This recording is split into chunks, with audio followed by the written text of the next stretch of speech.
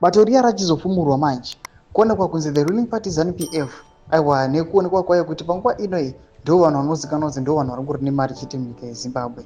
Right now kuonekwa kunzi these guys they are taking advantage and they have been taking advantage since long back yemasanctions, but tikuona kuti the current situation iri munyika yeZimbabwe kana angava marailways dzingava mabuildings, infrastructure, maroads, everything aiwa kuri kuonekwa kunzi iri in a sort of state just because they're hiding behind masanctions. Sanda pena mashuka mlanjiro panapa ivo subscribe wala ikauta on the bell kuti pinda panapa mune handa vanobuda nyira vachiti the ZANU-PF the administration is institutionalized corruption. Remember, sanctions besting, that was a looting scheme.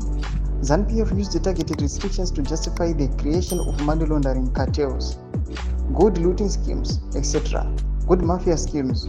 The tender system in Zimbabwe has been corrupted by ZANU-PF. That is why Zimbabwe hospitals have no life-saving medicines and painkillers.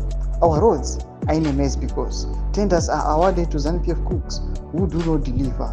We have no reliable electricity because funds meant to increase electricity production were squandered by ZANU-PF gangsters. This is a public information. ZANU ngairege kudaro. Ndomasvika kubuda panapa tikona ma voices right now they are rising.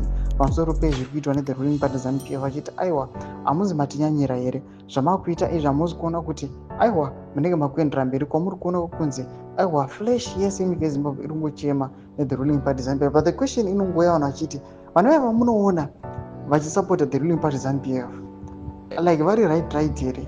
Question inogara ichibvunzwa nevanhu just because vanoonekwa kunzi the same people vanoonekwa vachinochanda maslogans and the likes, but kunoonekwa kunzi mudzimba dzavanogara pamwe dzitori infected netsikidzi vanotoonekwa kutonzi pamwe chekutodya chaicho anga achitoenda kumba kwandozoto kuti chekudya chaicho hamuna.